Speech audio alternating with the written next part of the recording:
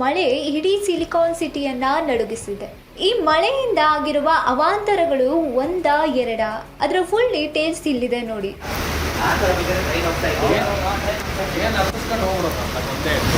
ಅಶೋಕನಗರದಲ್ಲಿ Catholic club ಆಲಿಕಲ್ಲಿನಿಂದ ತುಂಬಿ ಹೋದ ದೃಶ್ಯ ಇದು.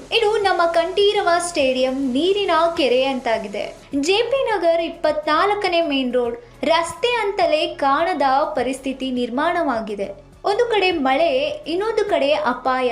ಹೌದು, ನೆಕ್ಸನ್ ಕಾರಿನ ಮೇಲೆ ಬಿದ್ದ ಬೃಹತ್ ಮರ, ಬಿದ್ದ ರಭಸಕ್ಕೆ ಸ್ಟೇರಿಂಗ್ ಕಟ್, ಗಾಜುಗಳು ಪುಡಿ ಪುಡಿ, ಕಾರು ಸಂಪೂರ್ಣ ನಜ್ಜುಗುಜ್ಜಾಗಿದೆ.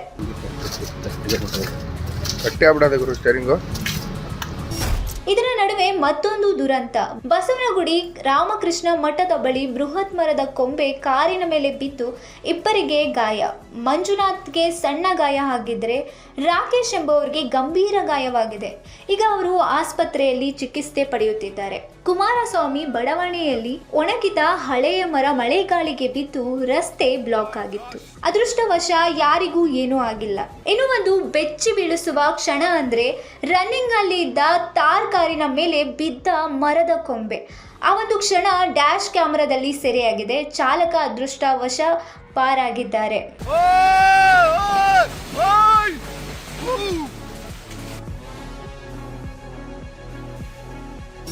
3 ವರ್ಷದ ಹಿಂದೆ ಜೀವ ಕಳೆದುಕೊಂಡಿದ್ದ ಘಟನೆ ನಡೆದ ಕೆಆರ್ ಸರ್ಕಲ್ ಇಂದು ಮತ್ತೆ ಅದೇ ದೃಶ್ಯ. ಅಂಡರ್ ಪಾಸ್ ನಲ್ಲಿ ಮಳೆಯ ನೀರು ತುಂಬಿ ನಿಂತಿದ್ದು ನೀರು ಹೊರಹಾಕಲು ಪಂಪ್ ತಂದಿಟ್ಟು ಸಿಬ್ಬಂದಿ ತೆರಳಿರುವ ಆರೋಪ ಕೇಳಿ ಬರುತ್ತಿದೆ. ಕೂಲಿ ಕಾರ್ಮಿಕರನ್ನು ಹೊರತುಪಡಿಸಿದ್ರೆ ಯಾವುದೇ ಅಧಿಕಾರಿಗಳು ಸ್ಥಳಕ್ಕೆ ಭೇಟಿ ನೀಡಿಲ್ಲ ಎನ್ನಲಾಗಿದೆ. ನೀರು ತೆರವಾಗದ ಹಿನ್ನೆಲೆ ಅಂಡರ್ ಪಾಸ್ ಬಂದಾಗಿ ನಗರದಲ್ಲಿ ಭಾರಿ ಟ್ರಾಫಿಕ್ ಜಾಮ್ ಉಂಟಾಗಿದೆ.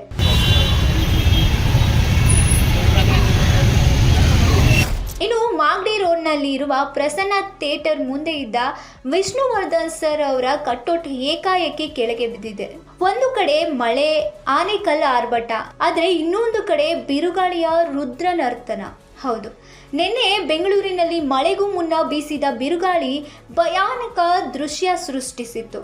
ಹೊಸೂರು ರಸ್ತೆಯಲ್ಲಿ ಗಾಳಿಯ ರಭಸಕ್ಕೆ ಹೆದ್ದಾರಿಯನ್ನೇ ಧೂಳು ಮುಚ್ಚಿ ರಸ್ತೆ ಕಾಣದ ಸ್ಥಿತಿ ನಿರ್ಮಾಣವಾಗಿತ್ತು. ಹಠಾತ್ ಬಂದ ಗಾಳಿಗೆ ವಾಹನ ಸವಾರರು ಗಾಬರಿಯಾಗಿ ಕೆಲವರು ರಸ್ತೆ ಬದಿಗೆ ವಾಹನ ನಿಲ್ಲಿಸಿ ಕಾಯಬೇಕಾದ ಪರಿಸ್ಥಿತಿ ನಿರ್ಮಾಣವಾಗಿತ್ತು.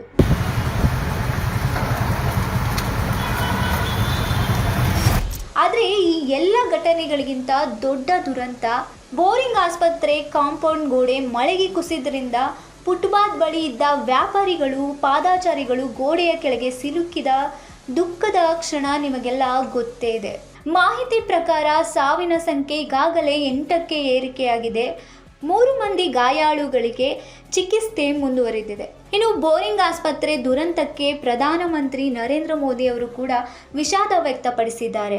ಇದು ಕೇವಲ ಮಳೆಯಲ್ಲ, ಇದು ಎಚ್ಚರಿಕೆಯ ಗಂಟೆ. ಹವಾಮಾನ ಇಲಾಖೆ ಹೇಳುತ್ತಿದೆ ಇನ್ನು 3 ದಿನ ಮಳೆ ಸಾಧ್ಯತೆ. ಹಾಗಾಗಿ ಬೆಂಗಳೂರು ಜನರೇ ಜಾಗರೂಕರಾಗಿರಿ.